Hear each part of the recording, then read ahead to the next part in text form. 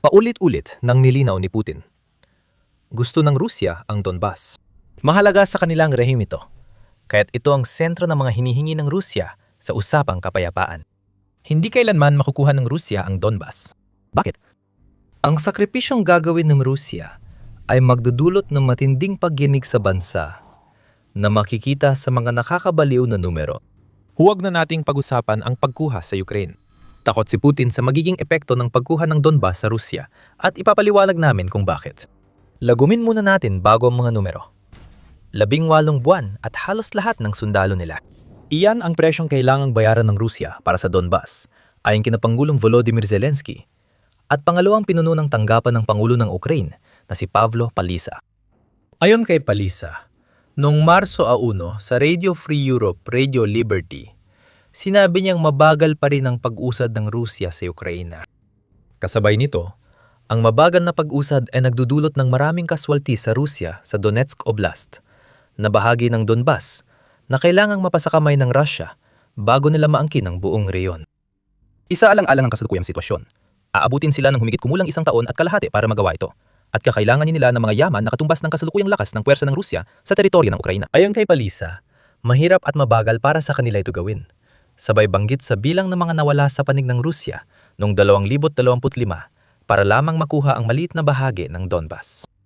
Sa kabuuan, mas mababa sa 1% ng Ukraina ang nakuha ng Rusya noong 2025 kapalit ng mahigit 450,000 sundalo nila ayon kay Palisa. Dagdag pa ni Palisa, kasalukuyan pa ring hawak ng Ukraina ang humigit kumulang 6,000 kilometro kwadrado o mga 2,300 at 16 na milya kwadrado ng rehiyon ng Donetsk na kailangan pang sakupin ng Rusya. Tandaan ang numerong yan. Babalikan natin ito kapag sinuri natin ang matematika sa likod ng mga pahayag ni Palisa. Ibig sabihin nito, kailangan ilaan ni Putin ang halos lahat ng puwersa ng Russia sa Ukraine nang hindi bababa sa 18 buwan para makuha ang Donbas. Bawat sundalong Ruso na namamatay, humihina ang plano ni Putin para sa natitirang Ukraine. Ayon kay Zelensky, mas mahaba pa ang inaasahan niyang panahon para sa pagkuha ng Russia sa Donbas kaysa sa sinabi ng deputy head ng kanyang opisina. Ayon sa presidente ng Ukraine, aabot ng halos 800,000 buhay ng mga Ruso at 2 taon ang okupasyon ng silangang Ukraine na magiging mabagal ang usad. Sa tingin ko, hindi sila tatagal ng ganoon. Ayon kay Zelensky, alam niya ito dahil pinapakita ng kamakailang kasaysayan ng Russia sa Donbas na hindi mabilis na makuha ng mga puwersa ni Putin ang teritoryo. Nagsasakripisyo ang Russia ng maraming sundalo, kagamitan at supply para sa bawat kilometro kwadrado ng nasasakop nilang rehiyon. Lahat ng ito ay napaka-interesanteng mga pahayag mula sa Ukraine at kung sasamahan niyo kami, malalaman mo kung anong meron sa Donbas na dahilan kung bakit ito ay isang patibong ng kamatayan para sa mga puwersang mananakop ni Putin. Pero bago natin talakayin yon, kailangan muna nating itanong ang malaking tanong. Totoo ba ang mga pahayag ng Ukraine? Para masagot yan, kailangan nating mas malalim na suriin ang mga numero. Mabuti na lang may datos na nagpapakita ng katotohanan sa mga pahayag ng Ukraine tungkol sa Donbas. Tatalakayin natin gaano kalawak ang teritoryong kontrolado ng Russia at ang naging kapalit nito para sa mga puwersa ni Putin. Noong Pebrero 24 iniulat ni Metsa, napakalaki ng pagkalagas ng hukbong Ruso sa Donetsk, kung saan nakakapatay ang Ukraine ng 156 na sundalong Ruso sa bawat kilometro kwadrado na hawak ng mga puwersa ni Putin. Ayon kay Mikhailo Fedorov, Defense Minister ng Ukraine, layunin nilang itaas ang pagkalagas ng Russia sa 200 sundalo kada kilometro kwadrado. Sabi niya, ito na ang antas na hahadlang sa pag-usad ng kalaban. Malaki ang layunin ng Ukraine, pero sa ngayon, manatili tayo sa 156. Tandaan natin ang pahayag ni Palisa. Kailangan pa raw sakupin ng Rusya ang 6,000 kilometro kwadrado ng Donetsk bago nila masabing kontrolado na ang Donbas. Sa totoo lang, pinagtatalunan ng bilang. Noong Disyembre, ayon sa Reuters, ito ay 5,000 kilometro kwadrado. Dapat tandaan, inaangkin ng Rusya noon na nasakop na nila ang mga teritoryo gaya ng lungsod ng Pokrovsk kahit hindi pa talaga. May dalawang bilang na dapat suriin. 5,000 at 6,000 kilometro kwadrado na natitira para sakupin ng Rusya. Simula sa bilang ng Reuters, kung sasakupin ng Rusya ang 5,000 kilometro kwadrado sa kasalukuyang antas na 100 at 56 na casualty kada kilometro kwadrado, aabot ito sa kabuuang 700 at 80,000 kaswalti. Kaya kahit sa mas kaunting bilang, tama sina Zelensky at ang deputy head ng kanyang opisina. Ayon kay Zelensky, kailangan ng 800,000 sundalo ng Russia para masakop ang Donbas. Mas marami pa yon kaysa sa 700 at 15,000 sundalo ng Rusya. Kaya kailangang isakripisyo ni Putin ang buong hukbo para makuha ang Donbas, kahit sa pinakamagandang sitwasyon. Sa pinakamalalang kaso, kung sasakupin ng Rusya ang 6,000 kilometro kwadrado, aabot sa 900 at 36,000 ang casualty, isang napaka-absurdong bilang. Para sa Rusya, ito ay nakababahalang malapit sa halos 1.27 milyong casualty, na ayon sa Ministry of Finance ng Ukraine, ay naranasan na ng Rusya mula simula ni Putin ang digmaan 4 na taon na ang nakalipas. Dagdag pa, hindi klaro kung kasama sa bilang ni Metzer na 156 na casualty kada kilometro kwadrado sa Donetsk ang mga sundalong Ruso na sumuko o tumakas ng walang pahintulot. Kung hindi, posibleng abutin ng Russia ng 18 buwan at halos 1,000,000 sundalo ang mawala para makuha ang Donbas. Ang Rusya ay nasa punto na kung saan naranasan na nito ang pinakamalaking pinsala ng anumang pangunahing puwersang militar mula noong ikalawang digmaang pandaigdig ayon sa ulat ng Independent. Ang ibig sabihin nito para kay Putin ay ang patuloy na paglusob sa Donbas ay parang naghuhukay siya ng mas malalim na libingan para sa militar ng Rusya na nasa hukay na at patuloy pang nadaragdagan. Dahil dito, may ilang tanong tayong dapat sagutin. Una, bakit pursigido si Putin makuha ang Donbas kahit alam niyang malaki ang kapalit? Bakit mahirap mapasuko ng Russia ang Donbas? Sasagutin natin ang pangalawang tanong mamaya sa video, kaya manatili kayo. Tungkol naman sa kung bakit walang kapaguran si Putin sa pagsira ng henerasyon ng lalaking Ruso para sa Donbas, may ilang dahilan ito. Una, maaring konektado ito sa kagustuhan ni Putin na ibalik ang Russian Federation sa parang ginintuang panahon ng Unyong Soviet. Ipinahayag ni Francis Farrell ng Kyiv Independent ang ganitong kagustuhan mula panahong Soviet. Sa maikling aralin sa kasaysayan, binigyan diin ni Farrell kung paano sinamantala ng Russia ang Donbas, na mayaman sa karbon nung panahon ng Soviet, at kung bakit ito mahalaga kay Putin. Ayon kay Farrell, noong industrialisasyon ng Unyong Soviet, maraming manggagawa mula sa iba't ibang panig ng bansa, kasama ang mula sa Gulag, ang dinala para magtrabaho sa pagmimina at mabibigigat na industriya ng Donetsk Oblast. Nagbibigay ito sa atin ng dalawang aspeto na dapat isalang-alam sa kagustuhan ni Putin, na kunin ang Donbas. At ito ay ang alam na alam ng Russia kung gaano kahalaga ang bahaging ito ng Ukraine. At dahil sa napakaraming tao mula Russia ang ipinadala sa Donbas noong panahon ng Soviet, meron pa ring baluktot na pananaw si Putin na ang Donbas ay bahagi ng Russia, noon pa man at hanggang ngayon. Ang pananaw na ito ang isa sa mga dahilan kung bakit nagtuon si Putin sa Donetsk at sa isa pang pangunahing rehiyon ng Donbas na Luhansk, noong kanyang unang kampanya ng agresyon laban sa Ukraine noong 2014. Suportado ni Putin ang mga proxy separatist group sa parehong rehiyon noong 2014 at nagpadala ng mga lihim na sundalong Ruso o Little Green Men sa Ukraine para maghasik ng kaguluhan. Bagamat palaging itinatanggi ng Moscow ang kanilang pagkakasangkot, kitang-kitang bakas nila kahit saan, ayon kay Farrell, dagdag pa niya, mula sa mga lider ng tinatawag na pag-aaklas, hanggang sa paraan ng pagpupundo at pag-armas sa mga pro-Russian na puwersa, huwag na nating banggitin ang napakaraming direktang ebidensya ng presensya ng mga regular na sundalong Ruso. Hindi nakuha ng Russia ang Donbas noong 2014. Tiyak, itong sentro ng malawakang pananakop ng bansa noong 2022. Inatake ng Russia ang Donbas sa malaking bahagi dahil iginiit ni Putin, mula pa sa simula, na ang tinatawag na mga Ruso na nakatira sa rehiyon ay gusto raw palayain ng Russian Federation.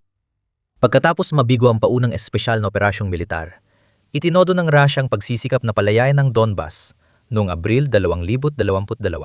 Siyempre, kalokohan ng mga pahayag ni Putin.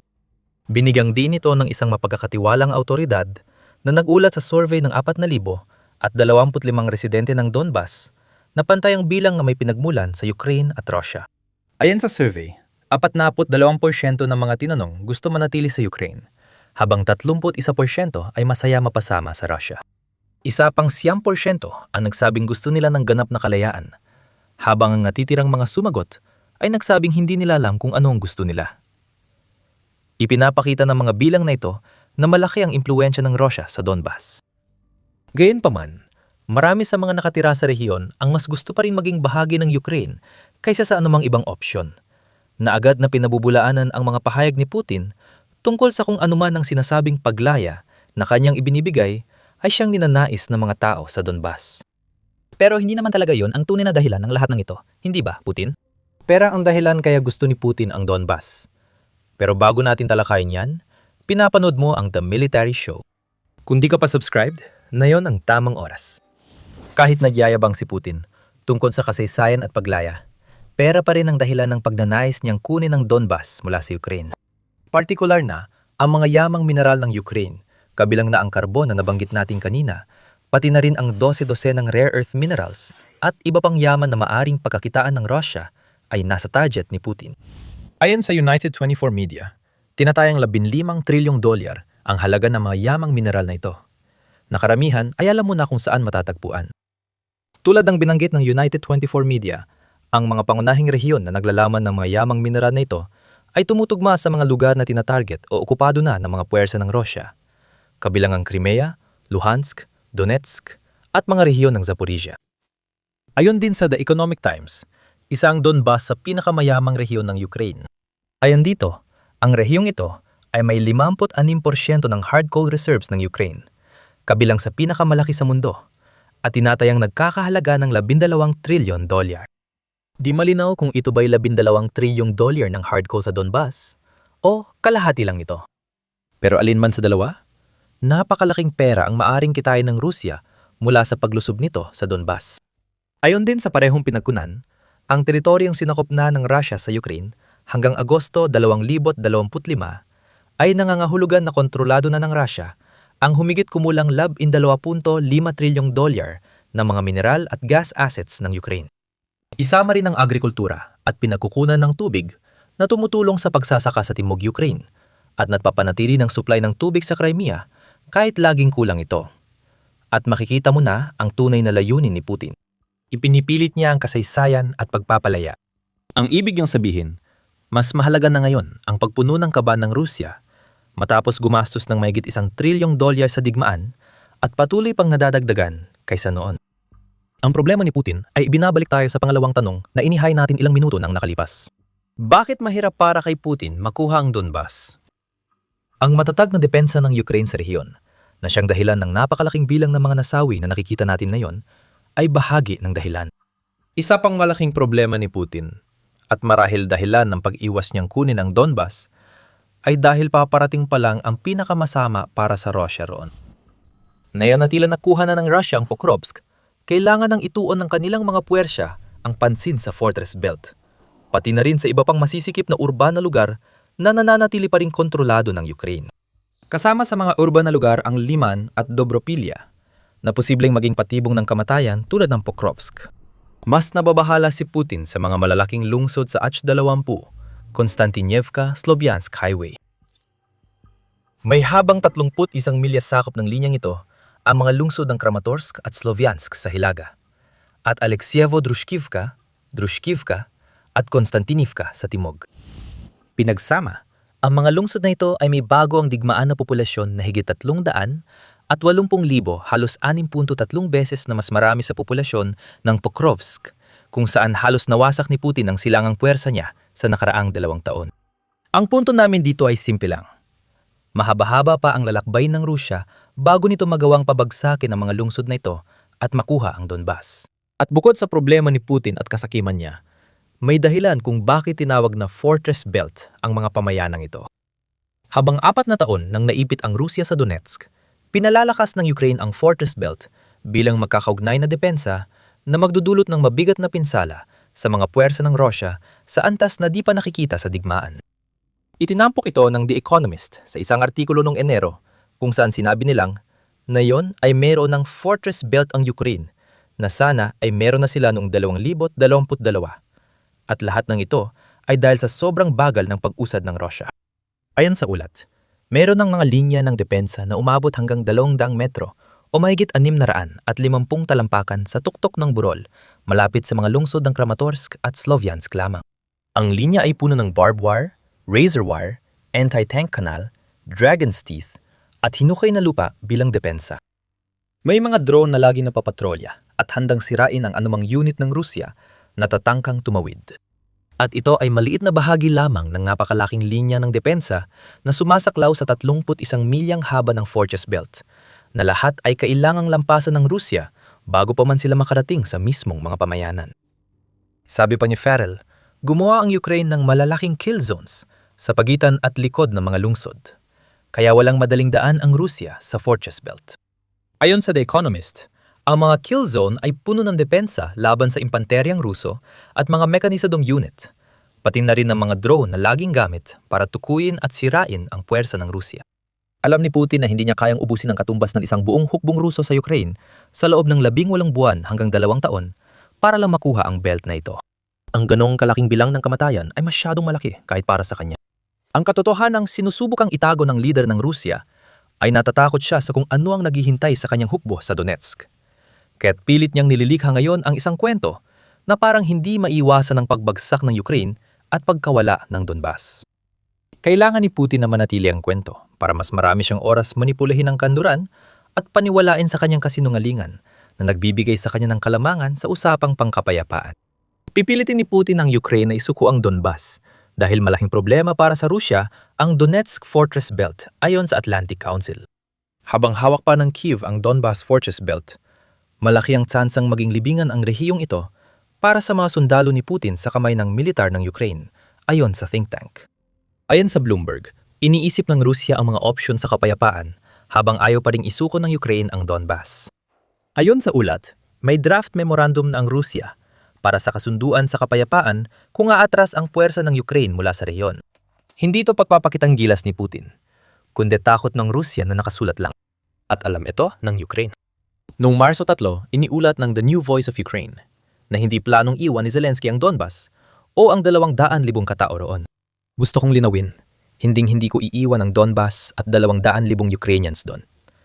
Bakit ko gagawin? Dahil lang gusto ito ni Putin para sa kapayapaan pero maglalabas pa siya ng iba pang kahilingan pagkatapos. Hindi ko papayagan yon. Galit na sinabi ni Zelensky sa isang pahayag na yon ang huling bagay na gustong marinig ni Putin. Bistado ng Ukraine ang laro ni Putin sa Donbas. Alam nitong takot si Putin na magsakripisyo ng panibagong 800,000 sundalo sa Fortress Belt at magtagal pa ng hanggang 2 taon ang labanan. Hindi madaling isakripisyo ni Pitumput. 3 anyos na Putin ang 2 taon, lalo na kung nais niyang maging pamana ang pagsakop sa Donbas. Alam ng Ukraine na kung isusuko ang Donbas, magpapadali lang ito sa muling pagsalakay ng Rusya.